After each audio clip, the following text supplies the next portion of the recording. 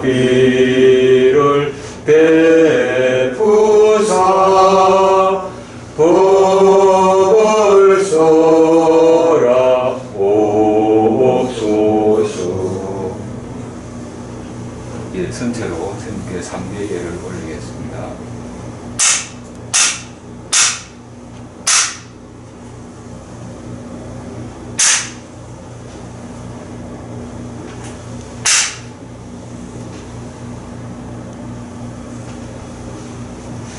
예, 자리에 착석.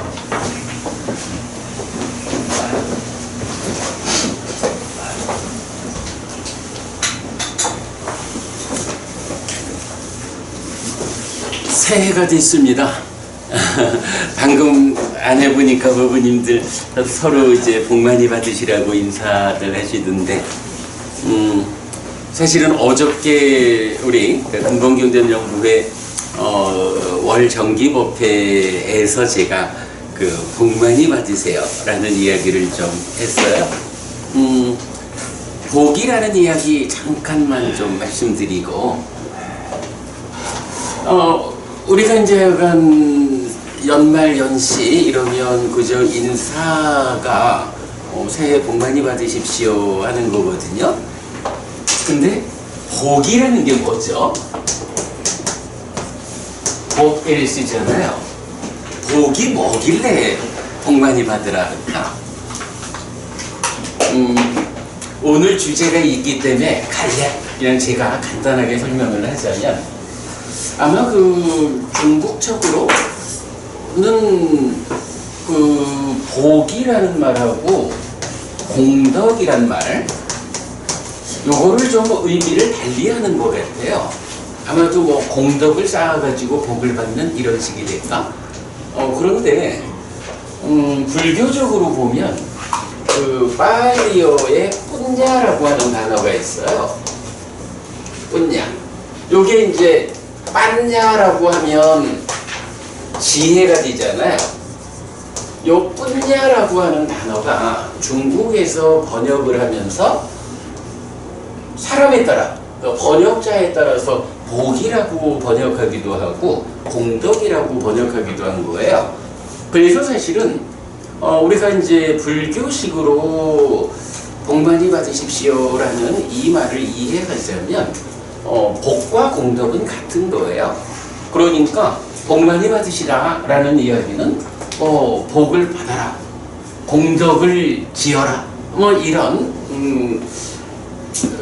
중의적인 의미, 이렇게 보면 될 것 같은데, 자, 이럴 때 그러면 뭐 복이 무엇이냐라고 묻는 거 공덕과 같은 말이요, 이렇게 말하고 끝나면 또 그것도 안 맞죠.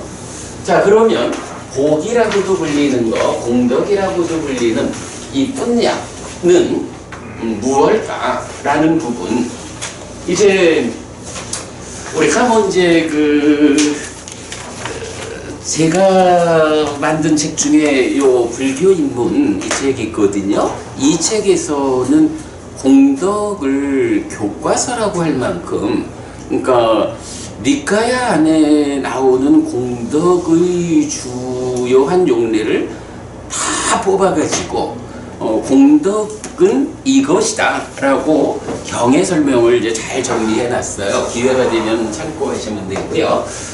그런 정리를 가지고 공덕을 압축을 해보면 세 가지로 공덕이 정의가 돼요. 공덕, 첫 번째, 행복을 가져오는 것이다. 경에 보면 경의 그 문구가 행복을 가져오는 것인 공덕을 지어라, 행복을 가져오는 것인 공덕을 두려워하지 마라, 이런 이야기가 나와요. 사실은 이제 이 공덕이라고 말하면 공덕행의 토대가 되는 세 가지, 이래서 어떤 것이 공덕이 되는 행위냐라고 세 가지 공덕행위라는 개념이 나타나요. 그래서 그게 보시, 개인데 뭐 그냥 오개 이래도 되겠고, 수행, 보시와 오계와 수행이라는 이 세 가지가 뭐냐? 공덕을 만드는 행위거든요. 행복을 가져오는 것인 공덕을 뭐 지어라 이러면 쉬울 텐데 두려워하지 마라 이런 표현이 나타나는 건 무슨 의미냐 하면 이게 그런 거야. 보시를 하자라고 하면 내가 왜 보시를 해야 되지? 열심히 일해서 돈 벌었는데 내가 잘 먹고 살아야지.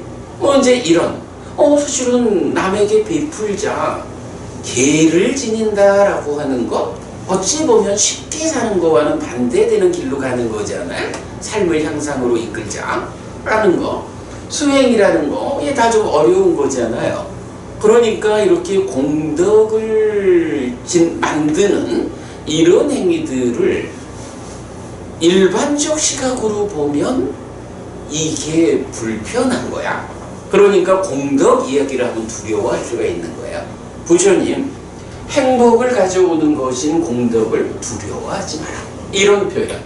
이런 일이 당장은 내 사는 데에 좀 불편할 수도 있고 손해가 되는 것 같을 수도 있고 하지만 사실은 이것이 행복을 가져오는 그 공덕을 만드는 일이다. 두려워하지 마라. 작은 것이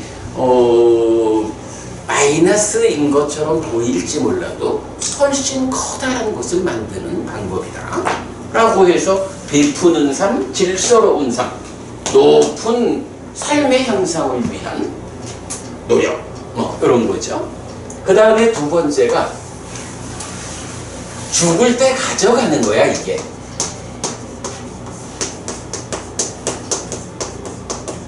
경에서는 인간들이 그러니까 선업도 짓고 악업도 짓는다. 그것이 그 사람의 몫이다. 죽을 때 가져간다. 마치 그림자가 뒤따르듯이 죽을 때 가지고 가는 거. 이렇게 이제 나타나거든요. 그러니까 이제 우리 악업 이야기는 얘기거리가 아니고 이렇게 공덕을 짓는다라고 하면 그 공덕 누구 주고 가는 거 아닌 거야. 가져가는 거다. 그리고 세 번째가 아주 이 결정적인 표현이 나와요. 저 세상의 버팀목이 된다. 버팀목이다. 이런 표현이 나오거든요. 일단은 왜 공덕을 지어야 합니까? 보시오계 수행이라고 하는 세 가지 공덕행으로 살아야 합니까? 그게 행복을 가져오는 거예요. 일단 내가 살아서도 이런 삶을 살면 잘 모르는 사람 입장에서는 손해보는 것 같지만 실제로 이러한 삶이 나에게 가져다 주는 게 커. 그래서 행복을 가져오는 거니까 이런 삶을 살아가면서 누적해 가면 갈수록 괴로움은 줄어들고 행복은 늘어나는 그런 삶을 살게 되는 거예요.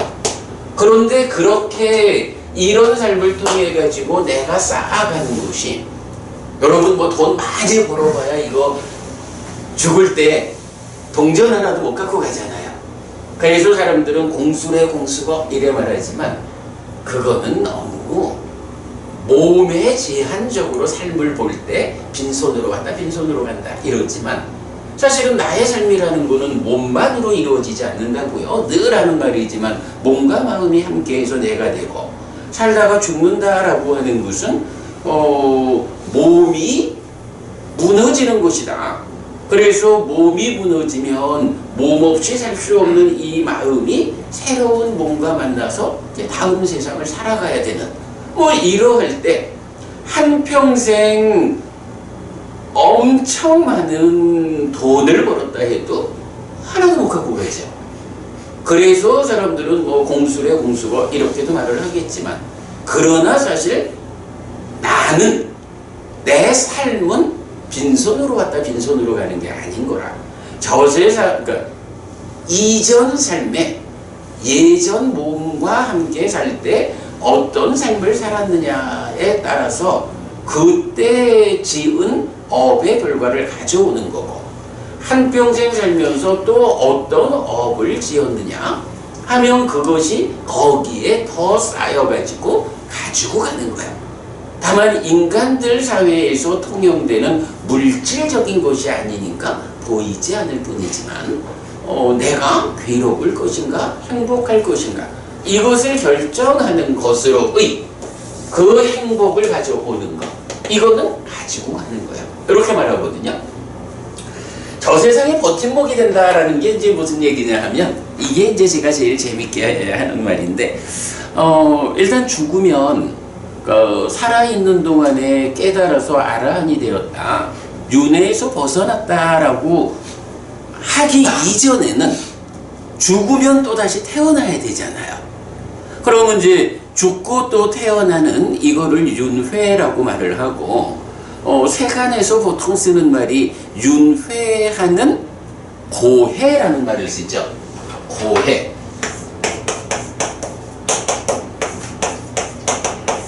괴로움의 바다 이렇게 말하는 거잖아. 그게 뭐 지옥이 됐든 축생이 됐든 아귀가 됐든 인간이 됐든 하늘의 신으로 살아가든 중생으로 윤회하는 이 삶의 영역은 어쨌든 괴로움의 영역이야. 그래서 죽고 또 태어난다라고 하면 그거를 괴로움의 바다에 빠진다, 떨어진다 이렇게 고해라는 개념을 말하죠.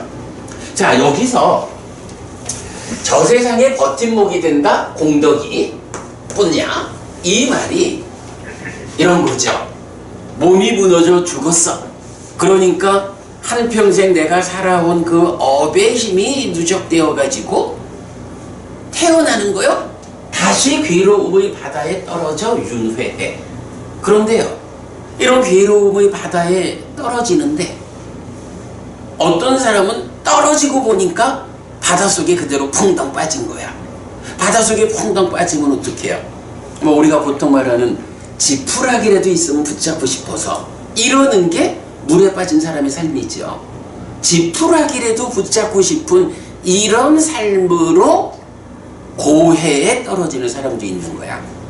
뭐 그게 꼭 사람만이 아니라 지옥도 그럴 수 있고 축생도 아귀도 뭐 이래 될 수가 있겠죠. 그런데 이제 어떤 사람은 한평생 살다가 몸이 무너져 죽었어. 그래서 또다시 윤회에서 태어났어. 고해에 떨어졌어. 그런데 딱 떨어져 보니까 요만한 자그마해도 뗏목이 하나 있어서 그 뗏목에 딱 떨어진 거야. 사실 뗏목이라는 게요, 이게 뭐 바람이 조금만 불면 뒤집히고 별 능력이 없잖아요. 그렇다 해도요, 이게 그냥 물에 떨어져 가지고 지푸라기라도 붙잡고 싶은 이런 사람에게 주면 일단 이거는 바람만 거세게 불지 않으면요 뗏목 그 자리에서 물에 빠져 죽을 염려는 없는 거야. 요 작은 뗏목이라도 하나 있으면요 요게 내 삶에 주는 그 안전과 평화 그로 인한 행복 이게 굉장히 크죠. 그런데 또 어떤 사람은 딱 떨어져 보니까 제법 좀 규모가 있는 배 위에 떨어졌어. 뗏목보다 훨씬 커다란 배 위에 떨어지면 어때요? 바람이 웬만큼 불어와도 이 배가 그 정도 웬만하면 감당을 하죠. 그러면 배 위에 떨어졌다 라고 하는 이것에 의해 가지고 그의 삶은 물에 빠진 사람하고는 얘기거리가 아니고 뗏목 위에 떨어진 사람에 비해서도 훨씬 좀 좋은데 떨어지지 이러면서 배 위에서의 삶을 즐길 수가 있는 거죠. 그나마 그래도 물론 거센 비바람이 몰아치면 그 배도 뒤집히죠. 뭐 그런 위험은 있지만 일단은 아주 커다란 바람이 불기 전까지는 안전하다고. 어떤 사람은 떨어져 보니까 항공모함 위에 떨어졌어. 그렇다 하면 그야말로 천지개벽이 일어나기 전에는 안전하다 이렇게 말할 수가 있겠죠. 물론 더 좋기로는 아예 그런 괴로움의 바다로 안 가고 그냥 마른 땅에 육지 위에 있으면 더욱 좋겠죠. 그러나 어쨌든 이제 아라한이 되었다라고 하면 다시 태어나지 않는 존재가 되었으니까 마른 땅 위에 있다 이렇게 말을 하겠지만, 아라한이 되기 이전에는 그게 뭐 높은 하늘의 신으로 태어나든 인간으로 태어나든, 뭐 아마도 인간만 해도 그래도 뭐 뗏목이거나 뗏목보다는 좀 더 큰 이런 그 디딜 자리 위에 태어났다 이렇게 우리가 말을 해도 되겠죠.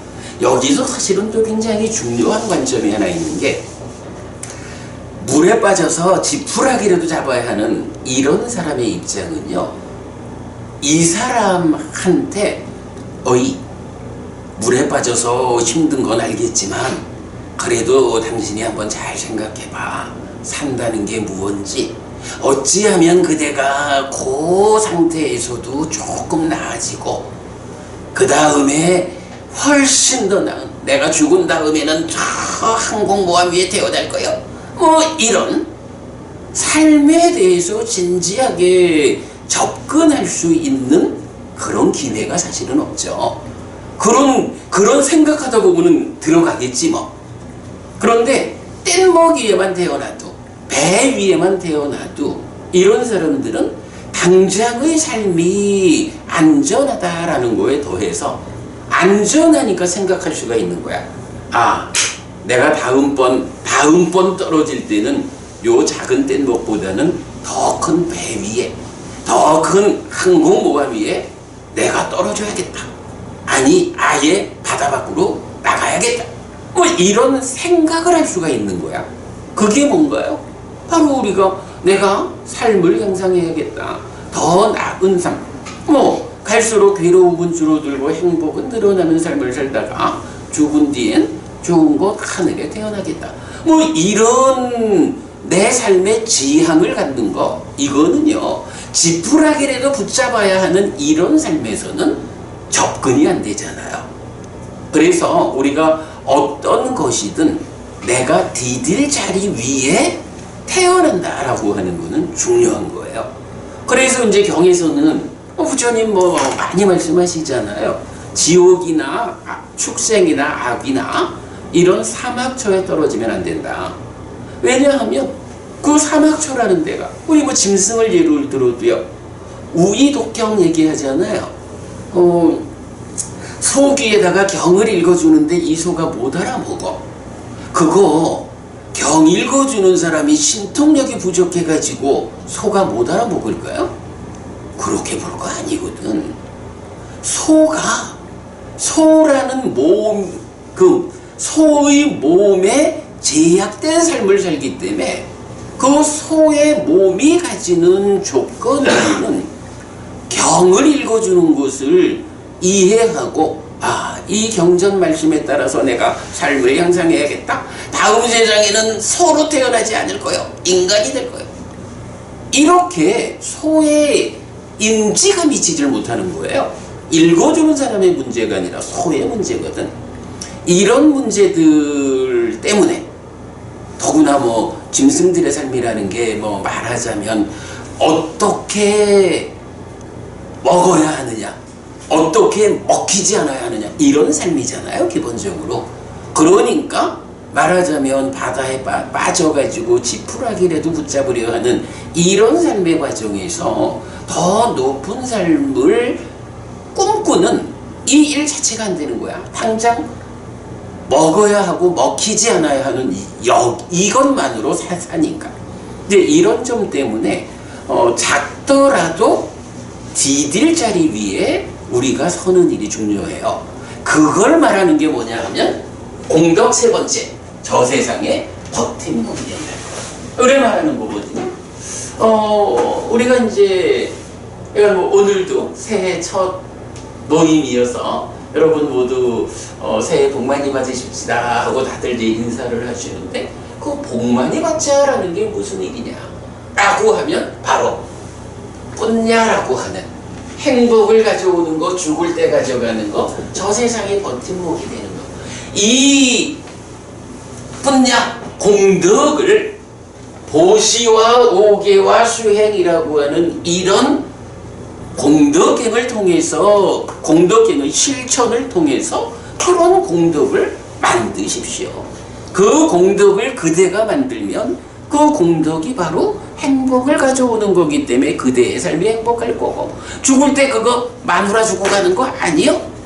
내 거요? 하고 가지고 가는 거고, 다음 세상 그대가 태어나는 자리가 얼마나 커다란 배 위에 내가 태어날 것인가, 이걸 결정해 준다는 거죠. 나는 불교 신자가 그 복 많이 받으세요라는 복이라는 말을 할 때 요 세 가지, 그러니까 행복을 가져오는 거, 죽을 때 가져가는 거, 참 중요한 표현이야. 저 세상의 버팀목이 되는 거, 요 세 가지는 꼭 기억하고 있어야 한다라고 생각을 해요. 제가 지난 토요일 날 우리 여러분 그 고순호 법사님 아시는 분 있죠? 그 고순호 법사님 이제 주로 부산에서 전법을 하셨죠. 전법 50주년 전법 활동을 하신 게 50년이 원래 재작년인가 그런데 코로나 때문에 미루다가 지난 토요일 날 행사를 하셨어요. 이제 거기 가서도 제가 뭐 새해니까 복 많이 받으세요 하면서 얘기를 좀 했고, 어저께 우리 근본경전연구회 첫 번째 일요일 날 우리 정기 법회에 있어요. 이제 그 법회에서도 복 많이 받읍시다. 그래서 이 얘기를 했고, 오늘은 이 얘기 안 하고 바로 교재 가려고 그랬는데 여러분들이 안에서 복 많이 받으시자라는 이야기를 하니까 그 얘기를 좀 하고 가야겠다 싶었어요. 복 많이 받으라는 말도 하지 마는데, 그 요즘 어제 저를 다녀와서 법회했는데 그 사장님 한 분이 복을 우리 불타들은 복 많이 받으라는 말보다는 복 많이 지으세요 이런 얘기 하는데, 그거요 뭐 큰 차이는 맞습니다. 같은 말씀이에요. 그러니까 복이라는 게 그러니까 바로 세 가지 공덕행위다. 공덕행위 토대가 된다라는 이거를 실천해야 복이 공덕이 만들어지는 거잖아요.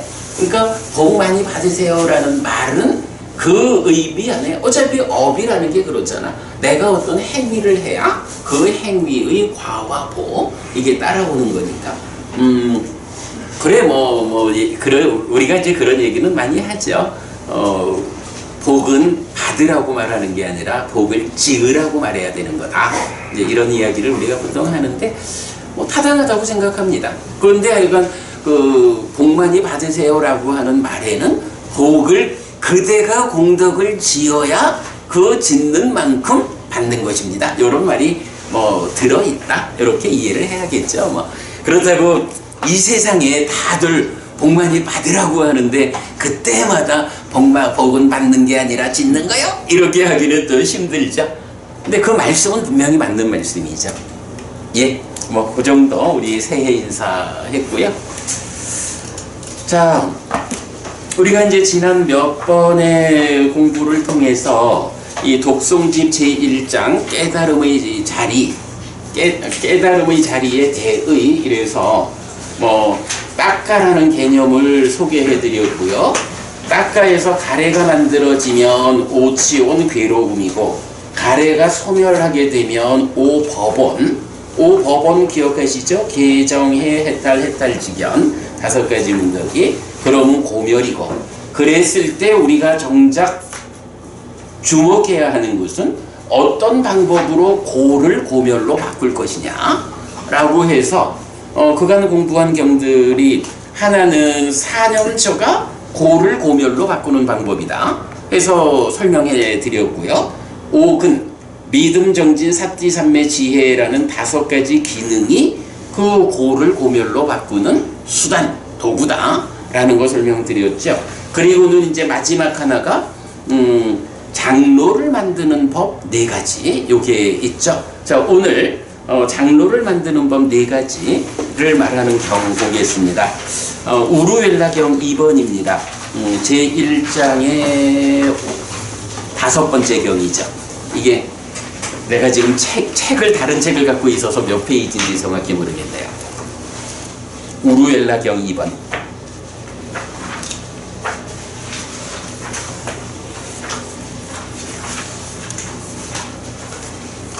몇 페이지죠? 35페이지. 35페이지. 예.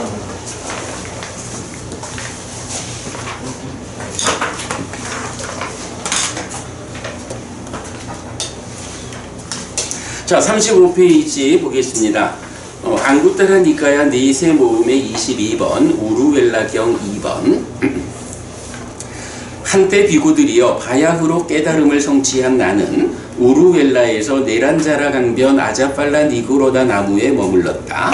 그때 비구들이여 늙고 연로하고 노쇠하고 수명의 절반을 지나 노년에 이른 바라문들이 나에게 왔다. 와서는 나와 함께 인사를 나누었다. 유쾌하고 기억할 만한 이야기를 주고받은 뒤 한곁에 앉았다. 비구들이여 한곁에 앉은 그 바라문들은 나에게 이렇게 말했다. 곧다마 존자여, 우리는 사문 곧다마는 늙고 연로하고 노쇠하고 수명의 절반을 지나 노년에 이른 바라문들에게 절을 하지도 않고 일어나 맞이하지도 않고 자리를 권하지도 않는다 라고 들었습니다. 곧다마 존자여, 그것이 사실입니까? 참으로 곧다마 존자는 늙고 연로하고 노쇠하고 수명의 절반을 지나 노년에 이른 바라문들에게 절을 하지도 않고 일어나 맞이하지도 않고 자리를 권하지도 않습니까?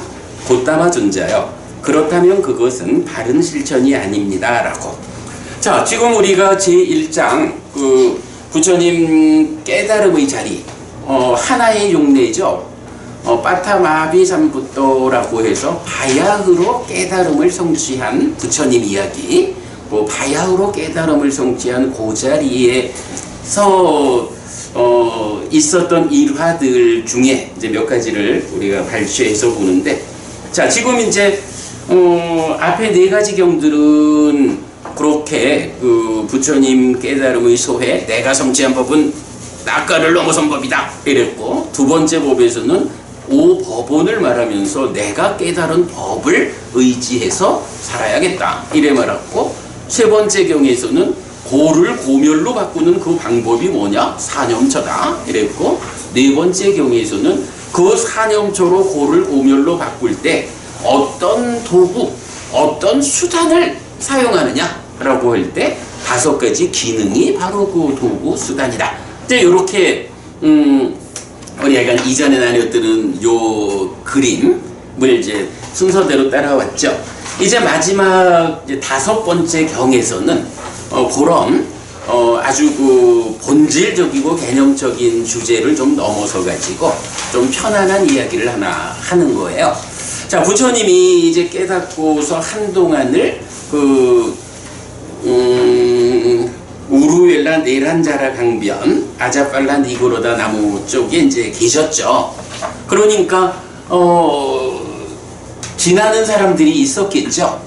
그래서 보니까 어떤, 그때 뭐 35이었으니까 뭐 젊은이 이렇게 말을 해도 될까 몰라요. 그러니까 어떤 분이 있는데 그 수행자가 풍기는 풍채가 다르겠죠. 그리고 뭐 이렇게 얘기를 해보니까 내가 깨달은 자야, 부처야, 뭐 이제 이런 대화가 있었겠죠. 그런데 그 중에 이제 좀 나이 든, 그러니까 연로하신 분들이 이제 깨달은 부처님을 이렇게 만났겠죠.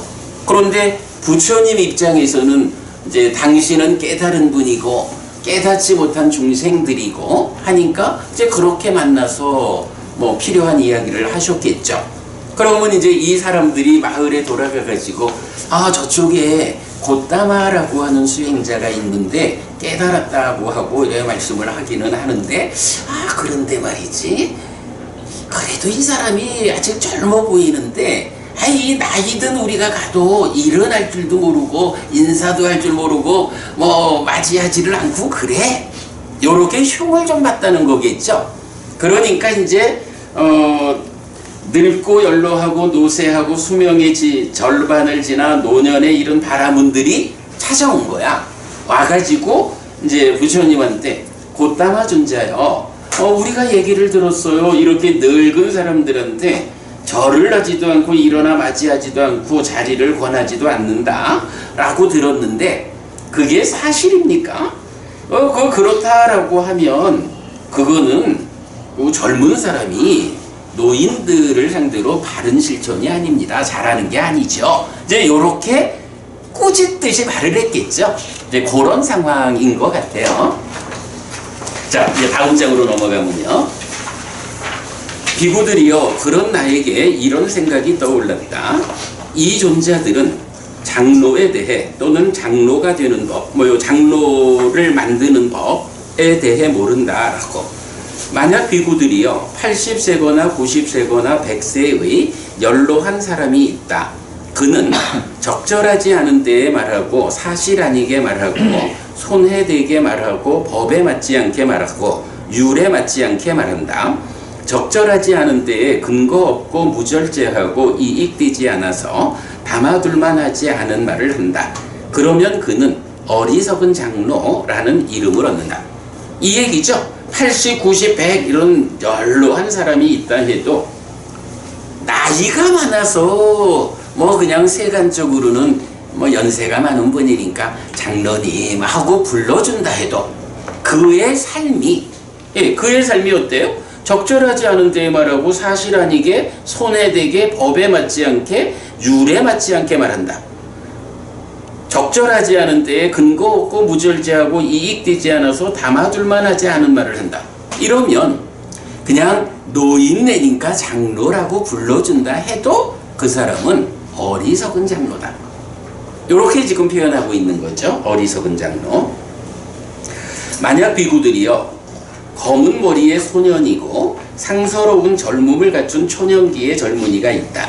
그는 적절한 때에 말하고 사실대로 말하고 이익되게 말하고 법에 맞게 말하고 율에 맞게 말하는 자여서 적절한 때에 근거를 갖추고 절제되고 이익되어서 담아둘 만한 말을 한다. 그러면 그는 현명한 장로라는 이름을 얻는다. 늙어도 사는 일이 그러면 어리석은 장로 이래 불리는데 진짜 검은 머리의 소년 이런 그 초년의 젊은이가 있다 해도 그의 삶이 적절한 때에 말하고 사실대로 말하고 이익되게 법에 맞게 율에 맞게 말하는 자여서 적절한 때에 근거를 갖추고 절제되고 이익되어서 담아둘 만한 말을 하는 이렇게 잘 준비되고 갖추어진 사람이면 그 사람을 나이와 상관없이 현명한 장로라고 말한다.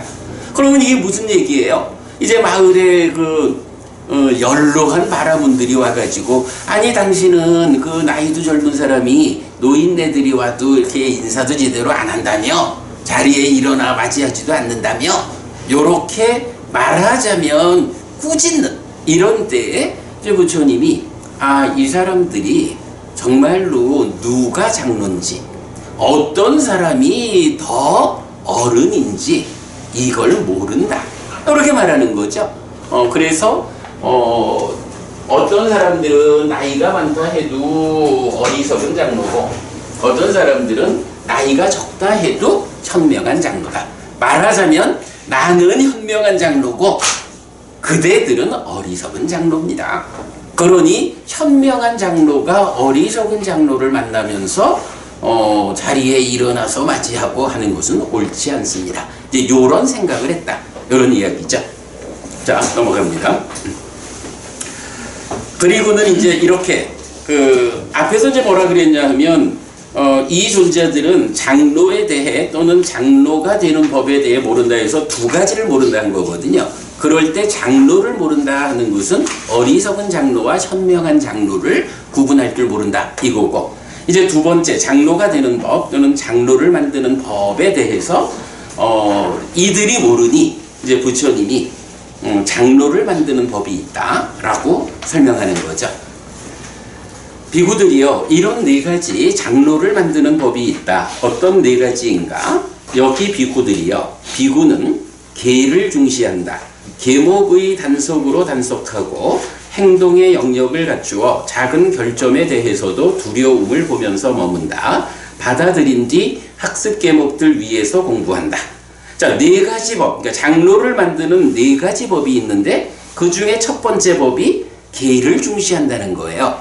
계를 중시한다. 질서로운 삶을 산다.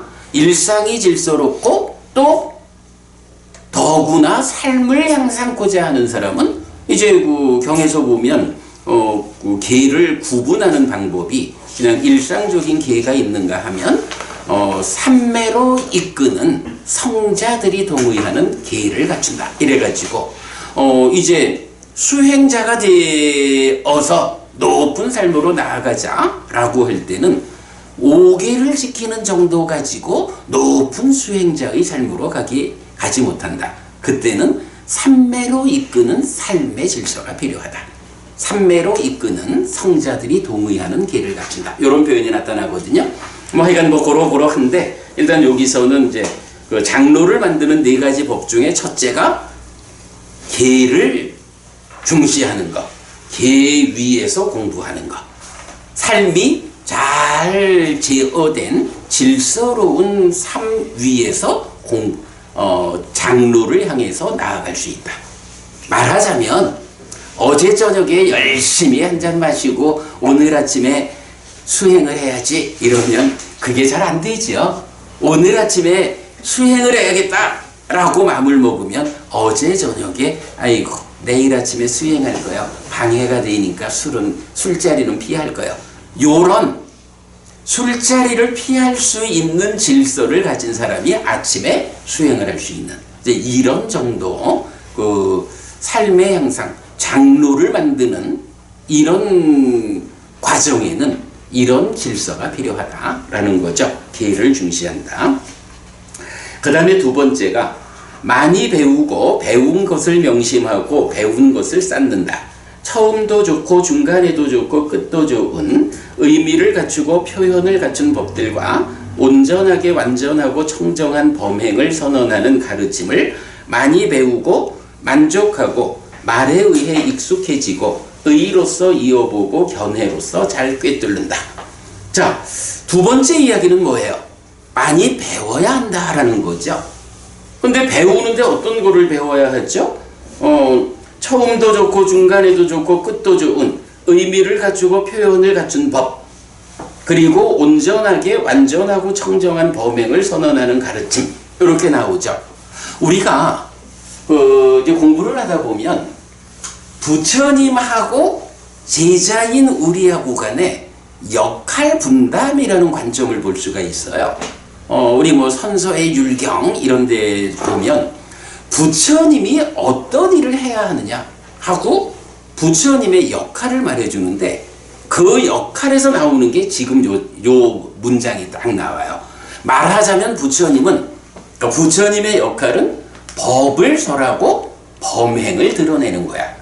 법을 말로써 설하면 그 말로써 설해진 그 법을 몸으로써 살아내는, 법을 설하고 범행을 실천한다. 범행을 드러낸다. 이렇게 이제 요 두 가지 측면이 말하자면 부처님의 역할이고, 이제 제자들은 어떤 역할을 갖느냐 하는 게 이제 선서의 율경해서 이제 우리가 나중에 좀 소개해 드리도록 하겠는데, 제가자는 제가제대로 부처님이 이렇게 설한 법, 드러내 보여주는 범행, 이것을 잘 뒤따라서 유지하고, 그러니까 나의 시대에는 내가 유지하고, 그리고 후배들의 세대들을 위해서는 전승해주는 이제 이런 일을 제자들의 역할로 이제 보아야 하죠. 자, 그럴 때 이제 바로 그 법을 설하고 범행을 실천한다라는 이야기를 이렇게 말하고 있어요. 자, 그러면서 이어서 말하기를 그런 가르침을 첫째 많이 배우고, 둘째 만족하고. 배우고는 이 가르침이 정말로 진리요? 라고 법에 대해서 알아보는 눈이 있어야겠죠.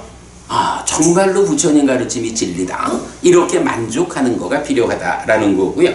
그 다음에 이제 중요한 게, 우리가 지금 이 책이 독성집으로 만들었잖아요. 열심히 읽자고 만드는 책이거든요. 바로 요 구절이에요. 말에 의해 익숙해지고.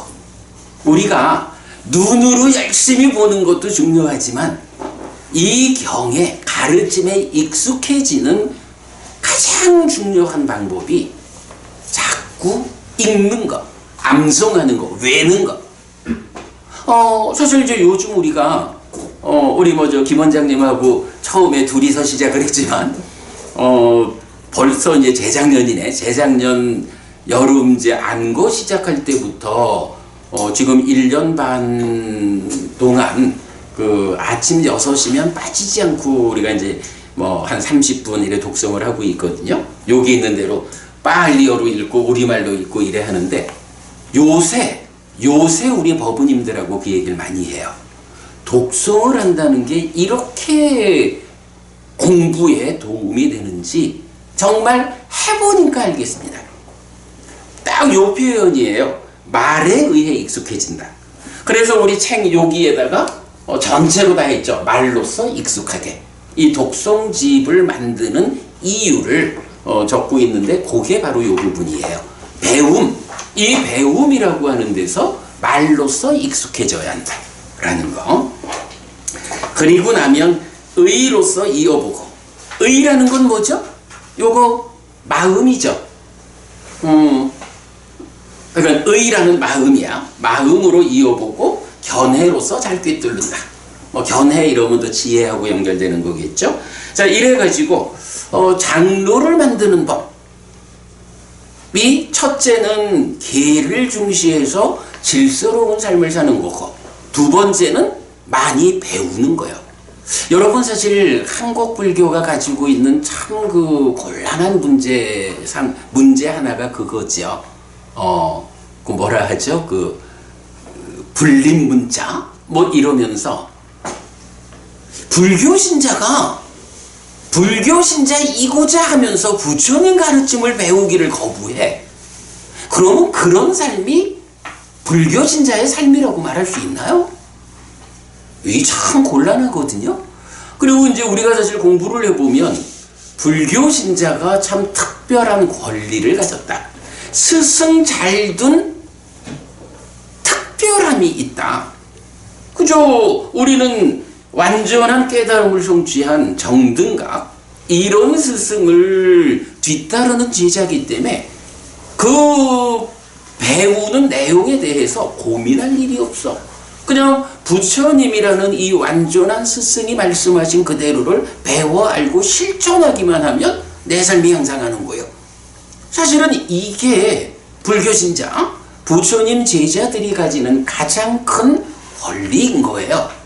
그런데 뭐 이게 한국 불교라고 해야 할지 이 동북아 불교라고 해야 할지 뭐 불림문자라는 말도 하고 사실은 경을 공부하자라는 데 대해서 그 불교 신자가 뭔 경을 공부해. 그냥 1년에 한두 번 절에 가면 되지. 접근이 너무 다른 거예요. 그런데 부처님은 이래 말하는 거예요. 삶을 향상하고자 한다면 많이 배워야 한다. 많이 배워야 한다. 그 많이 배우는 거 배워서 만족하고 말에 의해서 자꾸 읽어가지고 말에 의해 익숙해지고 의로서 이어본다. 마음으로 이어본다. 생각한다는 얘기죠. 생각하고 견해로서 잘 꿰뚫는 요렇게 많이 배우는 일이 삶을 향상으로 이끄는 4가지 법 중에 두 번째로 제시되는 거예요.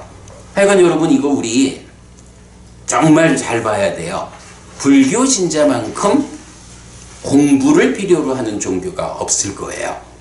사실 뭐 다른 종교들이 말하자면 작은 분량의 경들을 가지고 거기에 아주 큰 가치를 두고 따라가는 이제 이런 그 일방적 믿음 뭐 이렇게 이제 많이 있지만 사실은 부처님은 우리한테 굉장히 많은 가르침, 삶에 대해서 그냥 일방적으로 따라가는 게 아니라 공부를 해보면 공감할 수 있는 그래가지고 뒤따라갈 수 있는 가르침을 참 많이 설해 주셨거든요. 공부를 해보면 그 공부가 어떤 큰 힘을 가지고 있는지 알게 되죠. 예, 그러니까 여기서 그렇게 말하는 거예요. 두 번째, 배움, 많이 배워야 한다. 그 다음에 세 번째가 높은 심에 속하고 지금 여기의 행복한 머무민 사선을 원하는 대로 어렵지 않고 고통스럽지 않게 얻는다. 자, 요 세 번째는 사선이라고 하는 거는 4가지 선, 이래서 초선, 제2선, 제3선, 제4선 이렇게 나오는 거죠. 그런데 요 초선, 제2선, 제3선, 제4선 요게 이제 교리적으로는 어떤 자리를 차지하고 있냐 하면, 여러분 우리 어쨌든 고멸을 이끄는 길, 괴로움을 소멸하는 방법을 부처님이 가르쳐 주신 포괄적인 공부가 팔정도잖아요. 괴로움이 생겨나는 거는 연기, 12연기로 설명하고, 그 괴로움을 어떻게 해소할 것이냐 라고 하면 고멸도성제 해서 팔정도인데, 그 팔정도의 중심이 뭐냐 하면 정정, 바른 삼매라고요. 그럴 때 바른 삼매가 정의 되기가 초선, 제2선, 제3선, 제4선, 요 네 가지 선이, 그러니까 초선을 성취해서 머문다, 제2선, 제3선, 제4선을 성취해서 머문다 라는 것이 정정, 바른 삼매로 정의가 돼요. 그러니까 지금 여기서 높은 심에 속하고 지금 여기에 행복한 머무민 사선을 원하는 대로 어렵지 않고 고통스럽지 않게 얻는다 라는 건 뭔가요? 첫째로 삶의 질서로움이 필요하고, 두 번째 많이 배우는 일이 필요하죠. 많이 배워서 알아야 되죠. 그리고 나면 이제 세 번째 단계는 수행이다 이거예요. 수행이 얼마만큼 가야 합니까? 라고 할 때 팔정도가 설명하는 그대로 사념처 수행에 이어가지고 정정 삼매를 닦는 일, 삼매를 닦아서 내 안에 있는 다양한 마음의 오염원들을 해소하고 깨달음으로 나아가는 이런 과정이 있어야 필요한데, 그게 바로 바른 삼매, 삼매를 닦는 과정이다. 그리고 그 바른 삼매를 정의하기를 초선을 성취해서 머문다, 내지 제4선을 성취해서 머문다 라고 하는 네 가지 선, 이렇게 정의가 되거든요. 그러니까 개로서 질서를 확보하고 많이 배워서 공부의 토대를 만들면 이제 이렇게 잘 수행하는 일, 바른 삼매를 닦아야 한다라는 거고요. 그리고 나면 이제 네 번째가 번뇌들이 부서졌기 때문에 번뇌가 없는 심의 딸과 해의 딸을 지금 여기에서 스스로 실답게 안 뒤에 실현하고 성취하여 머문다. 이것이 비구들이여 장로를 만드는 네 가지 법이다 라고 했는데, 여기서 이제 번뇌들이 부서졌기 때문에 라고 하는 건 뭔가요? 우리 여러분 육신통, 삼명 이렇게 해서 그 깨달음의 완성 자리를 말할 때 결국 깨닫는 마지막은 누진통 또는 누진명, 이래서 번뇌가 다 한다. 번뇌라는 것이 이제 내 안에 내 삶의 문제를 일으키는 그 원인들의 근본 자리에 번뇌라는 게 있는 거예요.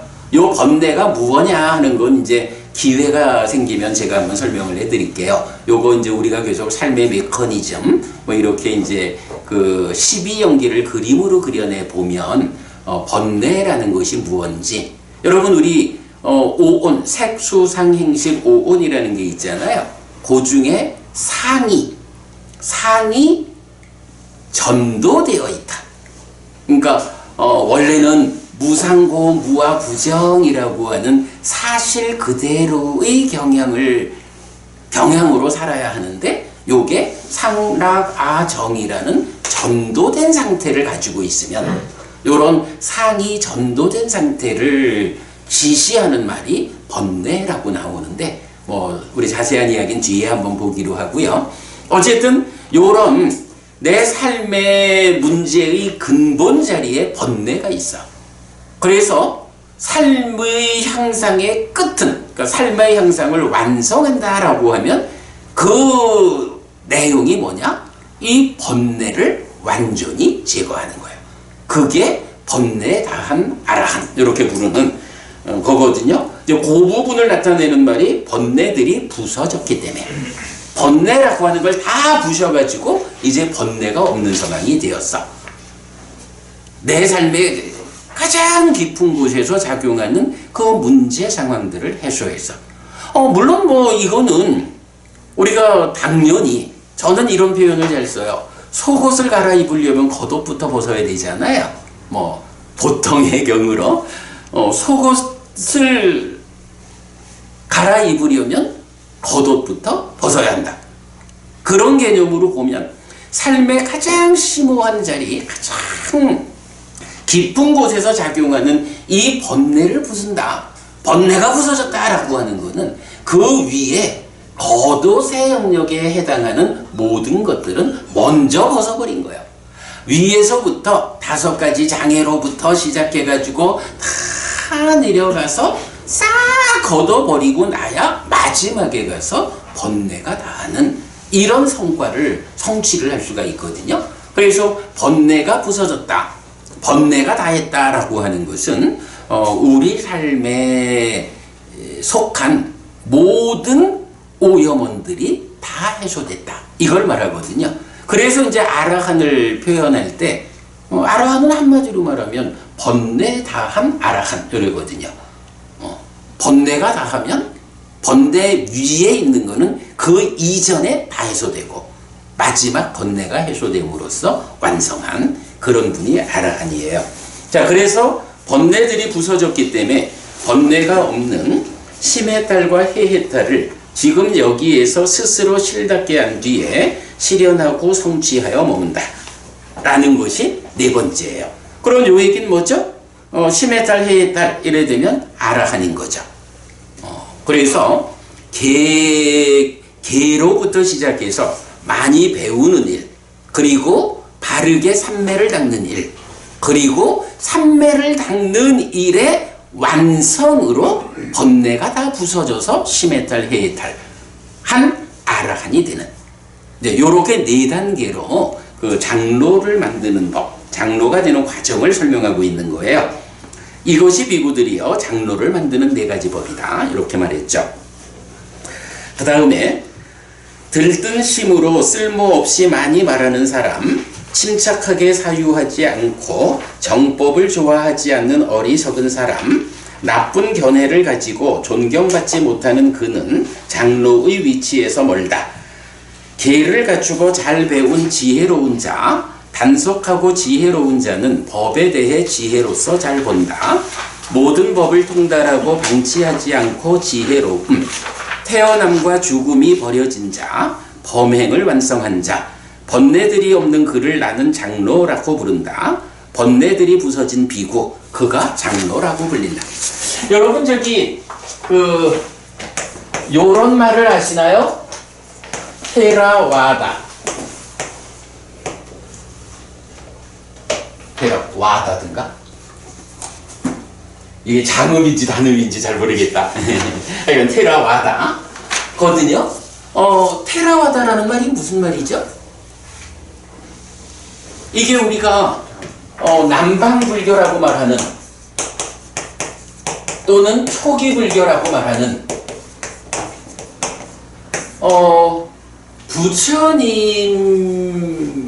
부처님으로부터 시작한 그 불교를 말하는 게, 그러니까 우리 예를 들어서 뭐 태국, 미얀마, 스리랑카 중심으로 하는 그 남방불교, 뭐 초기불교 이렇게 말하는 그 불교의 영역을 뭐라고 부르냐 하면 테라와다 불교라고 한다고요. 테라와다 불교.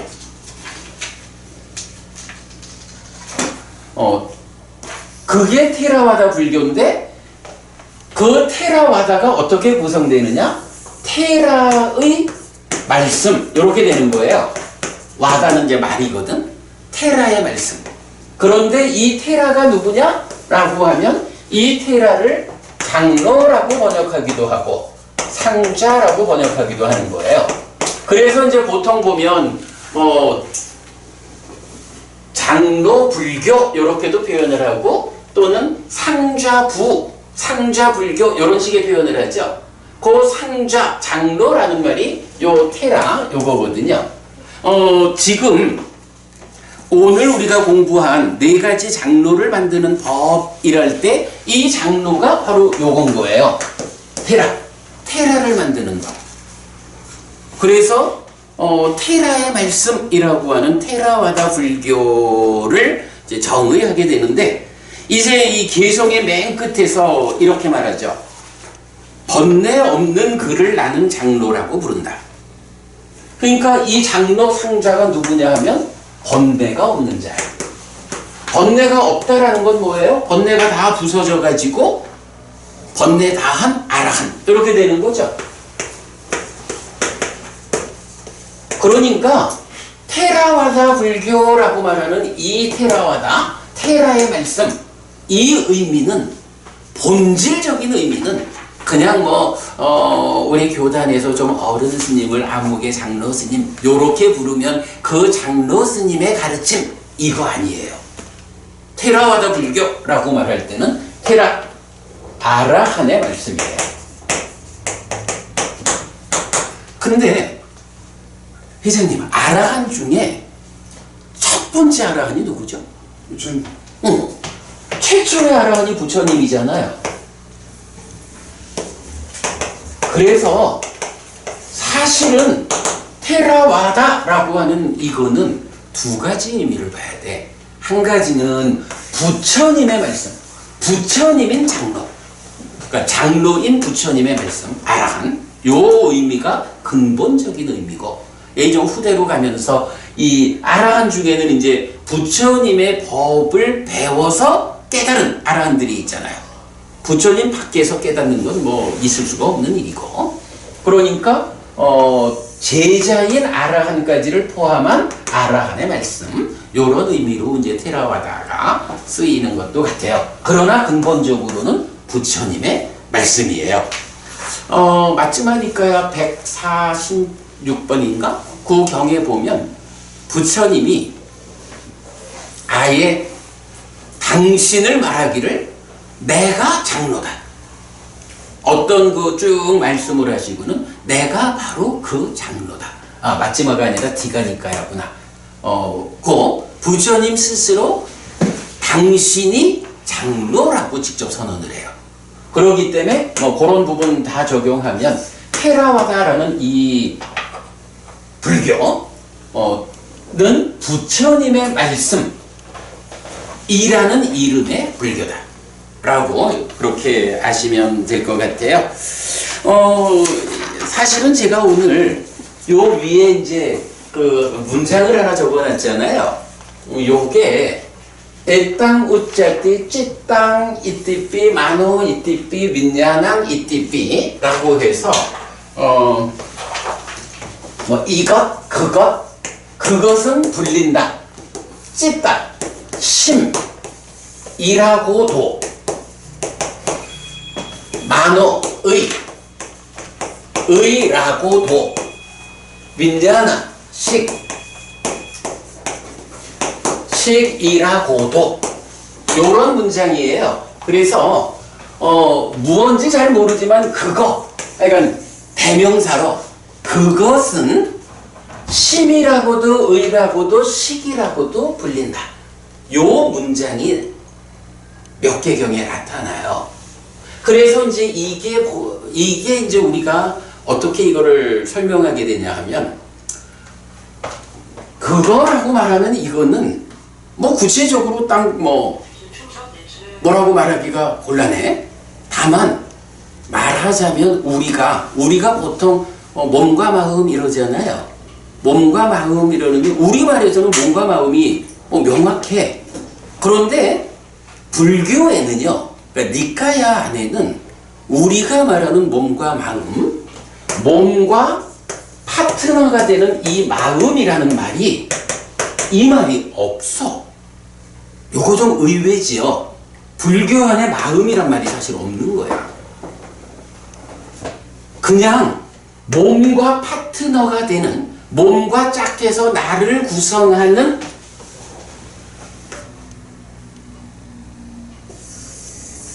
우리는 마음이라고 부르는 그거라고 그냥 일단 그것이라고 표현을 하고요. 그것이 세 가지 이름으로 불린다는 거야. 심이라고도 의라고도 식이라고도. 심의식이죠. 요거 한마디로 말하면 우리가 말하는 마음이라는 거는 기본적으로 몸과 짝해서 나를 구성하는 그거라는 동질성을 갖는데 그 동질성 위에서 말하자면 어떻게 생겨나서 어떤 역할을 하고 우리는 그거를 어떻게 관리해야 하는지 뭐 이런 측면 개개적으로 보면 심이라는 것과 의라는 것과 식이라는 것이 각각 차별적으로 설명돼야 하는 이런 필요가 있어요. 하여간 우리가 말하는 몸의 파트너인 마음을 경은 직접 지시하는 말이 없다. 다만 그것을 세 가지로 심이라고도 의라고도 식이라고도 하고 그걸 싸잡아가지고 그거 이렇게 표현하고 있거든요. 사실은 제가 오늘 요 이야기를 좀 해드리려고 그랬어요. 왜냐하면 우리 좀 전에 그 장로를 만드는 4가지 법 보았잖아요. 거기서 보면 말에 의해 익숙해지고 의로서 이어보고 하니까 요 의가 나오잖아. 의로서 이어보고. 그 다음에 보면 높은 심에 속하고 또는 심해탈, 해해탈 이러니까 심이라는 말도 나오잖아요. 그리고 그 다음에 해해탈이 나오는데 요것도 우리 맞지마니까요 43번 교리문답의 큰경에 보면 지혜, 그러니까 지혜라는 거는 민자나 식하고 다르다. 분리해서 설명할 수 없다. 라고 해서 지혜라고 하는 거는 그대로 식과 묶여 있는 거거든요. 우리 요 해탈이라는 거 보면 심해탈 이러면 마음이 오염원들로부터 탐진치에서 벗어나는 게 심해탈이래 되잖아요. 해해탈 이러면 지혜가 벗어나는 건가요? 아니라고. 지혜가 벗어나는 게 아니라 말하자면 지혜로서 벗어나는 거라고. 근데 지혜로서 벗어나는 게 그건 누구냐? 라고 하면 지혜는 그러니까 43분 경에 의하면 식하고 그러니까 윈냐나 식하고 떼어서 설명할 수 없는 거야. 지혜로서 벗어났다라고 하는 거는 식이 해탈했다. 요 얘기가 돼요. 그래서 이제 바로 요 장로를 만드는 4가지 법 요 자리에서 심의 식이라는 요 3가지 이름이 다 나오는 거예요. 그래서 제가 오늘 요 이야기를 간략하게라도 좀 설명을 해드리고 가야겠다 생각을 했는데 앞에 계획하지 않았던 복 이야기 하느라고 놓쳤어요. 오늘 제가 이렇게 일단 말씀만 드리고 다음 달 여러분 법회하실 때 제가 아예 좀 준비를 좀 교재에 이렇게 좀 그림이라도 한두 장 준비해 가지고 와서 다음 주에 요 심의식이라는 요 마음 이야기 제가 설명해 드리도록 그래야겠습니다. 예. 몸의 상대적 개념이 아니고 오를 우리가 분류해보면 세 글자에 나머지는 마음 아닙니까? 수상의 개념. 그게 이제 조금 애매한 게 이 말씀이에요. 색과 수, 상, 행, 식이거든? 이럴 때 지금 말씀은 색이 몸이니까 수상행식이 마음이라고 해야 하지 않느냐? 이 말씀이잖아. 그런데 일단 경에서는 그렇게 말을 안 해. 왜냐하면 요 중에 식이라는 것만 떼어가지고 윈냐나이 띠삐 이렇게 표현을 하거든? 요 수상행이라는 거는요 심소의 개념도 된다입니다. 그런데 일단 그래 이제 심소라고 이제 표현을 할 수 있겠지만 심소라는 것은 심에 속한 거지 그 자체가 심은 아닌 거야. 왜냐하면 우리가 이런 몸의 파트너가 되는 요거 우리말로 마음이라고 하는 요거는 분명히 이름이 있는 거야. 찌따 심으로 번역된 거, 만호 의라고 번역된 거, 윈냐나 식이라고 번역된 거. 그러면 이런 몸의 파트너가 되는 그거를 그러니까 몸과 짝하는 나의 구성 요소라는 동질성 위에서 어떤 차별성으로 심의 식이라고 구분되느냐 하는 것은 말할 수 있지만 여기서 수상행을 시기에 묶어가지고 마음으로 말을 해버리면 구분이 안 되는 거예요. 말씀하신 대로 특히 아비담마적으로 하면 요게다 심소가 되는 거죠. 그런데 일단 경에서는 요거를 묶어가지고 말을 안 하고, 특히 이게 사실은 식과 명색이 있잖아요. 식과 명색이 서로 조건되는 거 요래 되잖아. 이럴 때 수상행 요거는 이 명에 속하는 거거든. 이 수상행은 지금 말씀은 물질 아닌 것들 해서 하나로 묶어서 오히려 이게 마음 이래 보지만, 부처님은 한 번도 이렇게 말을 안 해. 오히려 이거를 끊어가지고 식이라는 거 따로 떼놓고 이 경 어디에도요 요 수상행 요 명이잖아. 명하고 식을 묶어가지고 명식이라고 하는 이런 표현은 안 나와.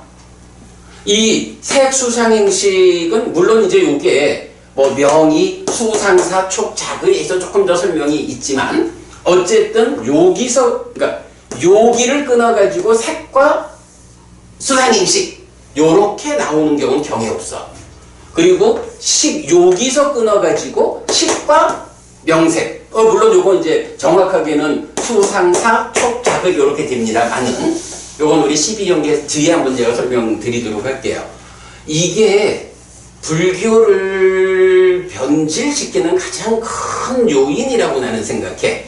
요 식과 명색을 말할 때 부처님은 명에 대한 정의가 수상사촉 작의라는 거 말고는 없어. 근데 후대로 가면서 쿠타카니카야 쪽에서 시작되고 아비담마, 청정도론, 주석서 이 후대의 문헌들은 아함까지도 그래. 오히려 아함의 영향을 받았다 이렇게 봐야 될 것 같은데, 명을 그러니까 요 수상사식이라는 요 네 가지를 비색사음 이렇게 표현하죠. 비색사음 해가지고 색 아닌 네 가지 무더기 수상행식 이래가지고 요거를 명이라고 하고, 그러면 합쳐서 명색이 오온이 되는 요런 관점으로 그 후대의 불교가 다 그렇게 설명을 하는데, 문제는 그렇게 되면 부처님은 식은 떼어가지고 식하고 명색 두 가지가 서로 조건된다, 함께 해가지고 오온인 나를 구성한다 이렇게 설명을 한다고. 그런데 명에다가 식을 담아버리는 순간 앞에 식 없이도 명색만 가지고 오온이 돼버려요. 이게 결정적으로 차이야. 그러다 보니까 이게 명색이 오온이다, 이게 오온이어서 말하자면 나다 라고 하면 12연기에서 명색 앞에 있는 식은 무엇일까? 명색 안에 이미 식이 들어있는데, 그러다 보니까 여기에 재생연결식 이런 개념을 담는데, 문제는 경에는 재생연결식이라는 말이 없어. 아니 말 자체가 없어. 이런 부분이 어디서 출발하느냐라고 하면 바로 지금 말씀하신 그 부분, 수상행식을 하나의 개념으로 묶어보는 거. 그래서 그거를 오히려 마음이라보다는 명이라고 그거를 정의하면서 명색으로 오온을 대표하는, 이게 불교 교리의 변질이 시작되는 출발점이라고 저는 생각을 해요. 경은 전혀 그렇게 말을 안 해. 자, 시간이 너무 됐습니다. 마치겠습니다. 네, 열광해 주신 스님께 한도서 1배를 올리겠습니다.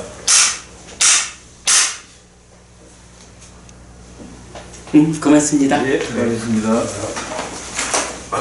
그러니까 다음 달에는 제가 심의식 이야기, 우리 근본경전연구회 공부에 출발의 심의식이 있어요. 또 한번 제가 재밌게 소개해 드릴게요.